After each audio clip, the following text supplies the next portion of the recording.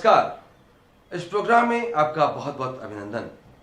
दोस्तों, आज हम जिस विषय पर चर्चा करेंगे वह बेहद साधारण और आम विषय है। यूं तो कोई भी अपराध पहले लगता तो मामूली ही है, पर अगर उसे नजरअंदाज कर दिया जाए तो वह एक दिन भयानक रूप ले सकता है। और फिर अपराधी तो अपराध की सजा जब भुगतता है तब भुगतता है, लेकिन जो अपराध का शिकार होता है वह शुरू से अंत तक स्वयं तो सजा भुगतता ही है, साथ ही उसके पूरे परिवार को भी अपराधी के दिए दर्द को भुगतना पड़ता है। और फिर जब तक न्यायालय की प्रक्रिया चलती है तब तक पीड़ित और भी पीड़ित होता जाता है। कई बार तो न्याय के इंतजार में बेचारा दुनिया ही छोड़ जाता है। खैर, इस विषय पर फिर कभी हम विस्तार से इस प्रोग्राम में चर्चा करेंगे। आज हम बात करेंगे चोरों के आतंक की। यूं तो चोरों का आतंक बहुत पुराना है, लेकिन आज अगर कोई अंतर पड़ा है तो वो ये कि आज के चोर बिंदास हो गए हैं। वर्तमान में चोरों का निशाना आपकी मोटरसाइकिल, कार, सुने मकान वगैरह हैं। यहां तक कि चोरों के ऐसे गैंग बन गए हैं जो बच्चा तक चुरा ले जाते हैं। ऐसा लगता है चोरों को कानून का कोई खौफ ही नहीं है। अब चोर बिंदास हो चले हैं।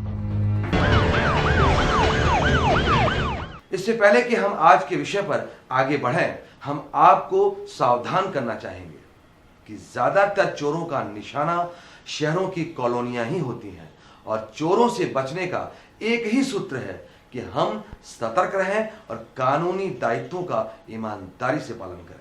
पिछले कुछ सालों से चोरों का आतंक इस तरह बढ़ा कि कॉलोनी वासियों ने मिलकर कॉलोनी में गेट लगाकर खुद ही अपनी सुरक्षा के इंतजामात कर डाले। लोगों ने घरों तक में सीसीटीवी कैमरे लगवाए। कुछ धनाढ्य लोगों ने घरों के बाहर गार्ड्स भी तैनात किए। कॉलोनियों में विकास समितियों का भी तेजी से निर्माण हुआ। अवश्य ही यह लोगों के सतर्क होने का सूचक है, लेकिन क्या इससे चोरियों पर अंकुश लग पाया? चोरियां नहीं रुकने की वजह कुछ अपने लोगों की भी सतर्कता नहीं होने की कारण है कि कॉलोनियों के अंदर जो है विकास समितियां नहीं बनी हुई है और गेटों की व्यवस्था नहीं है और अपन एक सिर्फ पुलिस के भरोसे ही रहते हैं। अब पुलिस प्रशासन भी कितनी एक अपना वो जिम्मेदारी निभा सकता है। इस भागदौड़ की जिंदगी में किसी के पास किसी के लिए समय ही नहीं है। कॉलोनियों में विकास समिति का मतलब आपस में मेलजोल बढ़ाना, ताकि पड़ोस में कौन रह रहा है, कौन आ रहा है और कौन जा रहा है, इस बात की जानकारी रहे, ताकि क्राइम को पनपने का मौका ना मिले। इसका एक रीजन ये है कि एक दूसरा पड़ोसी आपस के अंदर यही नहीं जानता कि हमारे बराबर में कौन रहता है। नंबर 2, कभी कोई बाहर जाता है घूमने के लिए या अपने रिश्तेदारों के यहाँ या कहीं पर भी, तो कम से कम पड़ोसी को यह बता करके जाना चाहिए भाई हम जा रहे हैं। पेपर वालों को कह के जाना चाहिए भाई कम से कम हम जब तक नहीं है जब तक पेपर नहीं डालना चाहिए। तो मेरा तो सभी से कहना यही है कि आपस में संगठन बना करके रहना चाहिए। समितियां जो बनी हुई हैं, समितियों को भी आगे आना चाहिए। अभी हमने एक समिति बनाई थी, करीबन 8-9 महीने हो गए। इस कॉलोनी के अंदर 3 कॉलोनियों को मिलाकर एक कॉलोनी बनाई गई है। उसके अंदर 90 घर हैं। 90 को हम एक जगह संगठित करने की कोशिश कर रहे हैं। यहाँ पर गेट लगे हुए हैं 5 गेटों के ऊपर चौकीदार भी रखने की कोशिश कर रहे हैं।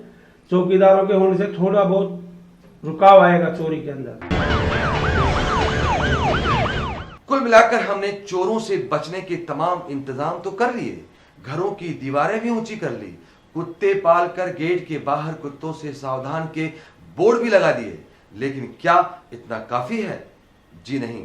दरअसल अभी तो हम सही तरह सतर्क नहीं हुए हैं। हम अपनी कॉलोनी में चारों तरफ गेट तो लगा लेते हैं, सीसीटीवी कैमरा और सुरक्षा के तमाम इंतजाम भी कर लेते हैं, लेकिन जब भी अपना घर 3-4 दिन के लिए छोड़कर जाते हैं तो क्या पड़ोसियों से बताकर जाते हैं या हॉकर को अखबार डालने के लिए मना करके जाते हैं? आपके घर के बाहर इकट्ठा अखबार के बंडल चोरों को रेकी में खूब सहायता करते हैं और चोरों को समझने में देर नहीं लगती कि यह घर आजकल सूना है। दूसरा, जब आप घर में नौकर रखते हैं तो क्या पुलिस वेरिफिकेशन करवाते हैं?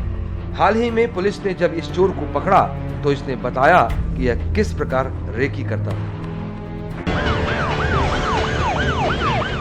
पिछले दिनों जब इस पेशेवर चोर को गिरफ्तार किया गया था तो इसने खुद बताया था कि वह मोटरसाइकिल से कई दिनों तक रेकिंग करता था और जहां 2-3 दिन का अखबार इकट्ठा देखता उसी घर को अपना निशाना बनाता।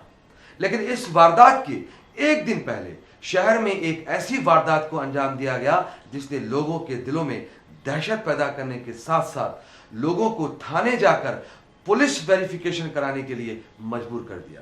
ये हंसती मुस्कुराती तस्वीर शकुंतला माहेश्वरी की है। इस प्रफुल्लित चेहरे को देखकर साफ लगता है कि ये अपने जीवन व परिवार से संतुष्ट ही नहीं थी बल्कि बेहद खुश भी थी। ये अपने परिवार की लाडली भी थी, लेकिन शायद इनकी खुशी को किसी की नजर लग गई। काल का कुछ ऐसा कुचक्र चला कि अब यह हंसता हुआ चेहरा इस दुनिया में नहीं है।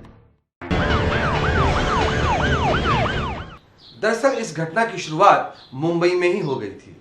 गिरफ्तार आरोपी करण ने बताया कि उसके बड़े भाई ने इस चोरी की योजना माहेश्वरी परिवार की बेटी अंजना, जो मुंबई में रहती है, उसके घर पर ही बना ली थी। प्रेम अंजना के घर में ही नौकर था। उसने अपने भाइयों हरीश और करण को नौकरी के बहाने जयपुर भेजा था। प्रेम ने दोनों भाइयों से यह भी कहा कि जयपुर में खूब माल मिलेगा। दरअसल प्रेम मुंबई में अंजना का विश्वास पात्र नौकर था और इसी ने अपने भाइयों को नौकरी दिलाने के लिए अंजना से विशेष निवेदन किया। चूंकि अंजना इन पर भरोसा करती थी, इसलिए उसने इन्हें जयपुर भेज दिया। फिर क्या था, इनकी तो मानो मुराद ही पूरी हो गई। वैशाली नगर थाने में गिरफ्तार इस पतले दुबले शख्स को देखकर नहीं लगता कि यह किसी इंसान की निर्मम हत्या भी कर सकता है। जरा देखिए इस मासूम से चेहरे को। क्या इसे देखकर कोई कह सकता है कि यह शकुंतला देवी जैसी महिला का हत्यारा हो सकता है? जब इसने कैमरे के सामने अपना गुनाह कबूल किया तो भी एक बार भरोसा करना मुश्किल सा लग रहा था कि दुबला पतला सा दिखने वाला यह शख्स हत्या भी कर सकता है। लेकिन जब इसने गुनाह कबूल करने के बाद पछतावे वाली बात की तो यकीन करना ही पड़ा कि शकुंतला देवी का हत्यारा यही है। और तो और इस मासूम से दिखने वाले कम उम्र के लड़के ने शकुंतला देवी के चेहरे पर पत्थर से ही नहीं मारा, बल्कि अपने दोनों साथियों के साथ मिलकर उनके हाथ पैर बांधकर बेदर्दी से उनका गला ही घोंट दिया। अब ये कैमरे पर कुछ भी कहे, लेकिन ये शकुंतला देवी की हत्या करने से पहले उनके परिवार के भरोसे का भी खून कर चुका था। करण डूंगरपुर के हमने चोरी करने का प्लान बनाया था। खाली बम्बई से हम लोग काम करने आए थे यहाँ कि जो यहाँ से चोरी करके और फिर निकल जाएंगे। हत्या तो चिल्ला उठी, हम लोग अंदर गए तो चिल्ला उठी चोर चोर कर गए।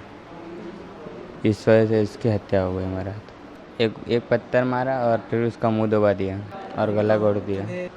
मैंने जो किया है उसके लिए मेरे को बहुत अफसोस है। मुझसे गलती हो गई। अगर ज़िंदगी में मेरे को मौका मिलेगा तो मेरी ज़िंदगी में सुधारूंगा। ऐसा कभी नहीं करूंगा। माँ बाप के सिवा और किसी का भला चाहूँगा, बुरा किसी का नहीं। तीनों आरोपी 4 दिन से राजेश माहेश्वरी के मकान की रेकी कर रहे थे और जिस दिन शकुंतला देवी घर में अकेली थी तो हरीश ने मौका देखकर करण को घर पर बुला लिया और इस वारदात को अंजाम दे दिया। हालांकि पुलिस की मुस्तैदी की वजह से करण तो पकड़ा गया, लेकिन बाकी दोनों अभी फरार थे और इनकी तलाश जारी थी। 2 दिन बाद ही पुलिस की मेहनत रंग लाई और बाकी दोनों भी धर दबोचे गए। इन आरोपियों को देखकर भी यकीन करना मुश्किल था कि यह हत्या जैसे जघन्य अपराध में शामिल हो सकते हैं। आए तो थे ये लोग चोरी करने, लेकिन बन बैठे हत्यारे। चोरी के माल से रातों रात अमीर बनने का ख्वाब सजाकर इन्होंने मुंबई से जयपुर तक का सफर तय किया, लेकिन चोरी के साथ एक महिला की बेदर्दी से हत्या करने की वजह से इनका सफर पुलिस की गिरफ्त में आकर खत्म हुआ। आज इनके लालच ने इन्हें उस मुकाम पर पहुंचा दिया जहां इन्हें अभी भी बहुत कुछ भुगतना बाकी है। दोस्तों, चोरी कैसे हुई, क्यों हुई, ये बताना हमारा मकसद नहीं है। आज हमारा मकसद ये बताना है कि अगर माहेश्वरी परिवार सतर्क होता तो इस घटना को घटने से रोका जा सकता था। प्रथम दृष्टया देखने पर तो लगता है कि लड़कों ने शकुंतला देवी की हत्या खुद को बचाने के लिए ही की होगी, लेकिन यहां एक ऐसा नुकसान हो चुका था जिसकी भरपाई किसी भी कीमत पर नहीं हो सकती थी। यहां एक ही बात अच्छी रही कि एक आरोपी के पकड़े जाने से बाकी आरोपियों का सुराग भी मिल गया और फिर ये पेशेवर अपराधी नहीं लगते, वरना इन्हें पकड़ना और भी मुश्किल होता। अगर घटना में कहीं चूक नजर आती है तो वह यह कि यहां नौकरों का पुलिस वेरिफिकेशन नहीं कराया गया। अगर इन नौकरों का पुलिस सत्यापन होता तो इस दुर्घटना से बचा जा सकता था। शहर की एक जनप्रतिनिधि ने इस पर चिंता जताते हुए स्वयं कैमरे के सामने आकर हमें चिताया। मैं प्रदेशवासियों को ये बताना चाहती हूँ कि जब भी कोई वारदात हो या दुर्घटना हो तो पुलिस प्रशासन को दोषी न ठहराएं, खुद सतर्क रहें और जब भी नौकर या किराएदार रखें तो पुलिस से वेरिफिकेशन ज़रूर करवाएं और सावधान रहें। इससे अपन को कोई भी वारदात से या दुर्घटना से बचा जा सके। इस विषय पर अतिरिक्त पुलिस आयुक्त करण शर्मा ने हमें कुछ महत्वपूर्ण जानकारियां दी, जिसे आप सभी को ध्यान से देखना चाहिए ताकि शकुंतला देवी जैसी घटनाओं से बचा जा सके। अभी आपने सुना होगा वैशाली नगर थाना इलाके में एक महिला की, उसी के जो यहाँ नौकर रह रहे थे, उन्होंने हत्या कर दी और जो भी सामान था घर में उसको लूट कर ले गए थे। इसी संबंध में हम लोग पिछले काफ़ी समय से जयपुर में अभियान भी हम लोगों ने कई बार चलाया है कि जितने भी लोगों को अपने घर में नौकर रखें चाहे किराएदार रखें, उनका वेरिफिकेशन, पुलिस वेरिफिकेशन ज़रूर कराएं। उसके लिए एक सीधा सा सिंपल तरीका तो ये है कि वो थाने में आके अपना एक फॉर्म होता है वो भर दें और उसको हम जो भी कंसर्न थाना है वहाँ से उसके बारे में जो भी क्रिमिनल रिकॉर्ड है वो मंगा के और उसको वेरीफाई करा देते हैं। बट अगर वो फॉर्म भी अवेलेबल नहीं है तो भी एक सिंपल एप्लीकेशन लिखकर और किराएदार का या आपके नौकर का एक फ़ोटो और उसकी आईडी लगाकर भी हमें देंगे तो भी आसानी से हो जाएगा। दोस्तों, बहुत कम लोगों को पता है कि नौकरों और किराएदारों का पुलिस सत्यापन किया जाना बहुत जरूरी है और नौकरों या किराएदारों का सत्यापन नहीं करना भी एक दंडनीय अपराध है। देखने में आया है कि ज्यादातर लोग थानों में जाना ही नहीं चाहते या लापरवाही करते हैं, लेकिन ऐसे लोगों के लिए भी पुलिस विभाग ने एक सरल रास्ता निकाल दिया है। आप अपने नौकरों व किराएदारों का पुलिस वेरिफिकेशन अपने घर के पास के ई मित्र पर भी करवा सकते हैं। अगर इसमें आलस आता है तो आप अपने घर बैठे अपने डेस्कटॉप पर इंटरनेट के माध्यम से भी खुद ही कर सकते हैं। कैसे, आइए देखते हैं। ये एंड्रॉयड पर राजस्थान पुलिस का अपना राजकॉप सिटीजन के नाम से ऐप है, जिसमें अलग अलग आप देख रहे हैं कि कई सारे बनाए हुए हैं आइकन, जिनमें से अगर आप घरेलू नौकर है उसको वो करेंगे तो फ़ोटो का ऑप्शन आ जाता है, जिससे आप उस नौकर का या किराएदार का फ़ोटो खींचकर अटैच कर सकते हैं। इसके अलावा इसमें अगर आगे चलेंगे तो उसका जो आईडी है उसका भी फ़ोटो खींचकर उसका अटैच कर देंगे और उसकी डिटेल जो भी है वो इसी पर सबमिट करके आप सबमिट कर सकते हैं। वो हमारे पास आ जाएगा ऑनलाइन ही और हम लोग उससे वेरीफाई कर देंगे। सर्वेंट और टेनेंट वेरिफिकेशन फॉर्म आप ऑनलाइन भी भर सकते हैं police.rajasthan.gov.in की साइट से। इस साइट को खोलने पे आपको लेफ्ट हैंड साइड में एक लिस्ट दिखेगी जो पब्लिक इन्फॉर्मेशन लिखा हुआ है। उसके लास्ट में आपको वेरिफिकेशन फॉर्म दिखेगा, इसमें सर्वेंट/टेनेंट लिखा हुआ होगा, उस पर क्लिक कीजिए। आपकी एक विंडो खुलेगी जिसके अंदर दो ऑप्शन दिए हुए होंगे, थ्रू ई मित्र और डायरेक्ट पुलिस पोर्टल। आप डायरेक्ट पुलिस पोर्टल पे क्लिक कीजिए। आप थ्रू ई मित्र के द्वारा भी कर सकते हैं कि अपने आसपास, घर के आसपास ही किसी भी ई मित्र की दुकान पे जाके, पर हम यहाँ डायरेक्ट पुलिस पोर्टल से करेंगे। यहाँ आपके पास दो ऑप्शन आएंगे, सर्वेंट अपलोड और टेनेंट अपलोड। अगर आपको अपने किसी नौकर का करना है तो सर्वेंट, या किसी किराएदार का तो टेनेंट। हम सर्वेंट अपलोड करेंगे।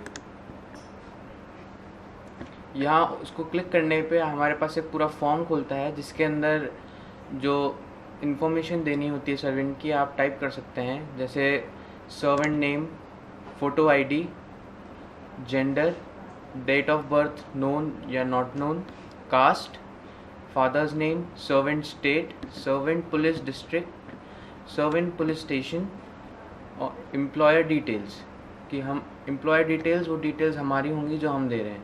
और इसके अंदर जो हमारी मेन डिटेल्स हैं सर्वेंट की, वो उसका नाम, gender, date of birth, servant state, servant police district, servant police station, age और फ्रॉम टू कहाँ से है, और एम्प्लॉयर डिटेल्स में हमारी डिटेल्स और परमानेंट एड्रेस जो बहुत ज़रूरी है।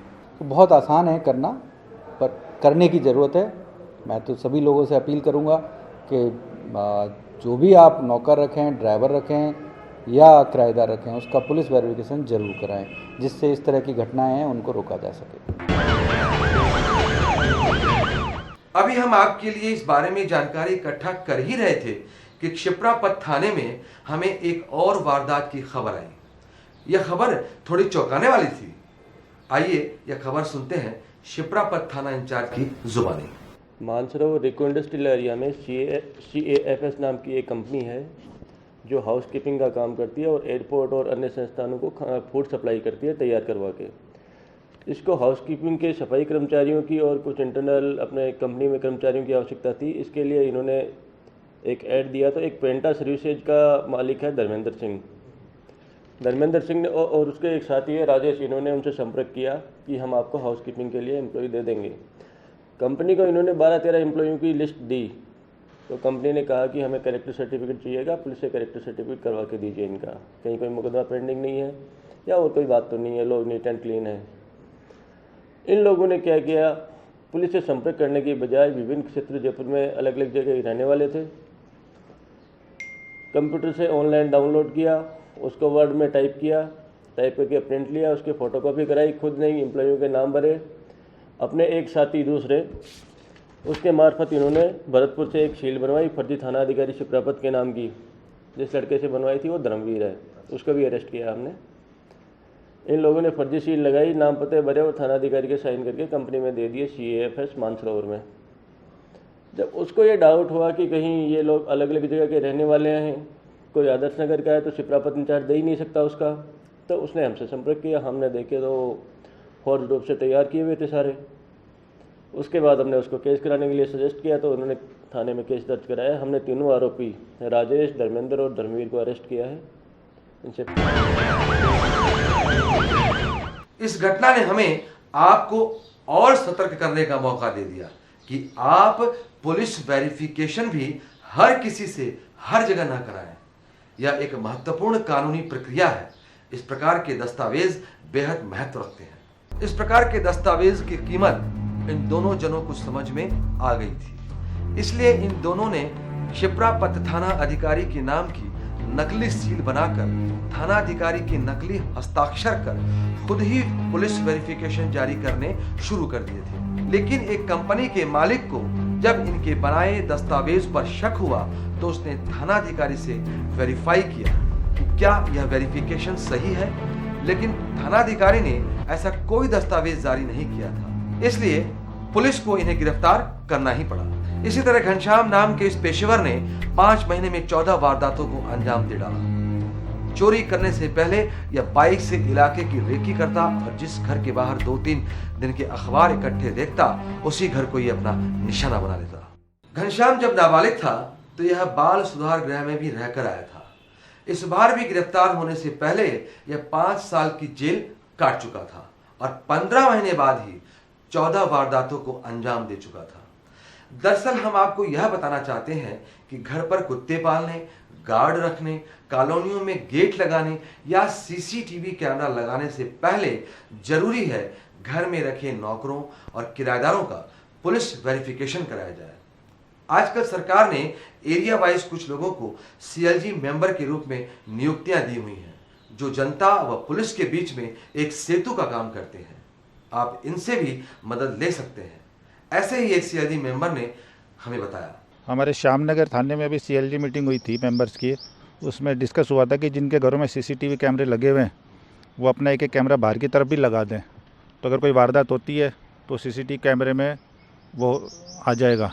और दूसरा जो गेट्स वगैरह लगा रखे हैं तो एक तो उनसे वहाँ पे गार्ड वगैरह का प्रॉपर नहीं बैठना, लोग फंड्स नहीं देते वहाँ पे कॉलोनी वालों को, तो वो भी एक बहुत बड़ी समस्या है। और दूसरी चीज़ जो पुलिस अपना जो चौकीदार रखते हैं या रसोई या कोई भी नौकर रखते हैं उसका वेरिफिकेशन नहीं कराते। तो मेरा तो ये मानना है कि रखने से पहले उनका पुलिस वेरिफिकेशन कराएं, उसके बाद उनको रखें, जांच पड़ताल होने के बाद उनको अपने काम पे रखें, जिससे कि जो वारदातें हो रही है अपने शहर के अंदर वो उनमें काफ़ी कमी आ जाएगी। आइए चलते चलते आपको कुछ सावधानियां बताते चलते हैं, जिसके बारे में पुलिस विभाग भी समय समय पर सचेत करता रहता है। घर सूना छोड़ने से पहले अपने 2 पड़ोसियों को सूचना अवश्य दें। मेन गेट पर बाहर से ताला ना लगाएं। घर छोड़ने से पहले अपने हॉकर को अखबार डालने के लिए मना कर दें। सूने मकान में जेवरात व नकदी ना रखें। महिलाएं चैन स्नैचरों से सावधान रहें। घरेलू नौकरों का पूर्ण पता व फोटो रखें एवं थाने में भी जमा कराएं। अपना वाहन विशेषकर मोटरसाइकिल पार्किंग में ही खड़ा करें। हमें उम्मीद है यह एपिसोड देखने के बाद आप खुद तो सतर्क होंगे ही, साथ ही लोगों को भी सतर्क करेंगे। आज इतना ही, अगले सप्ताह फिर मिलेंगे, लेकिन आप अपने आसपास होने वाली संदिग्ध गतिविधियों की सूचना हमें देकर अपराध की रोकथाम में सहायक हो सकते हैं। सूचना आप प्रोग्राम के अंत में दिए गए पते पर या मेल के जरिए हमें दे सकते हैं। तब तक आप रहिए सतर्क, क्योंकि सतर्कता में ही सुरक्षा है। जय हिंद।